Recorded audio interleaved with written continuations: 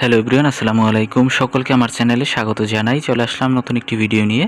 Video শুরুর প্রথমে বলে রাখি, যারা আমার চ্যানেলে নতুন দয়া করে আমার চ্যানেলটি সাবস্ক্রাইব করে দিতে ভুলবেন না। যারা পড়াশোনার পাশাপাশি খেলাধুলা পছন্দ করেন তাদের জন্য আজকের এই নিউজটি।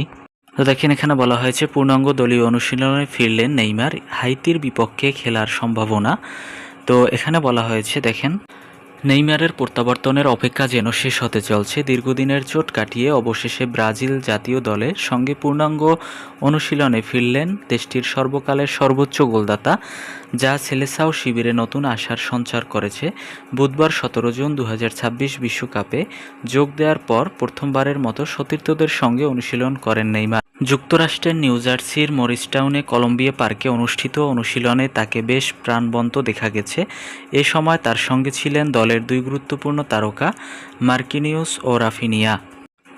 অনুশীলনের মাঠে উপস্থিত সাংবাদিকদের এগিয়ে গিয়ে মজার ছলে নেইমার বলেন, আমাকে মিস করছে। তার এই মন্তব্য উপস্থিতিদের মধ্যে উচ্ছ্বাস দেখা যায়। কয়েকজন সাংবাদিক তখন বলে ওঠেন, অবশেষে অপেক্ষার অবসান হলো। পূর্ণাঙ্গ দলীয় অনুশীলনে ফেরার পর এখন শুক্রবার হাইতির বিপক্ষে ব্রাজিলের দ্বিতীয় গ্রুপ ম্যাচে নেইমারের খেলার সম্ভাবনা বেড়েছে। তবে তিনি কত মিনিট খেলবেন কিংবা শুরুর একাদশে থাকবেন কিনা সে বিষয়ে এখনও নিশ্চিত কোনো সিদ্ধান্ত হয়নি।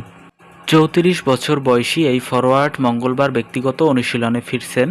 এরপরে একদিনের ব্যবধানে দলীয় অনুশীলনে অংশ নিয়ে পুনর্বাসনের আরেকটি গুরুত্বপূর্ণ ধাপ সম্পন্ন করেন।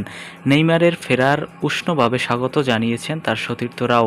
অনুশীলনের সময় করতালির মাধ্যমে তাকে বরণ করে নেওয়া হয়। এমনকি মজার ছলে ইনিশিয়েশন টানেল তৈরি করে তাকে অভিনন্দন জানান ব্রাজিলিয়ান ফুটবলরা। বিশ্বকাপের গুরুত্বপূর্ণ সময় নেইমারের ফেরার খবর ব্রাজিল সমর্থকদের জন্য নিঃসন্দেহে বড় স্বস্তির।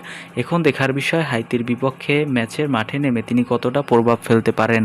তো দর্শক, আপনারা কমেন্টে জানাতে পারেন হাইতির বিপক্ষে কি নেইমার আসলেই খেলতে পারবে কিনা এবং ম্যাচটি কিভাবে হবে, কে জিততে পারে অথবা কে হারতে পারে। অবশ্যই আপনারা কমেন্টে জানাতে ভুলবেন না। ধন্যবাদ সকলকে। আল্লাহ হাফেজ।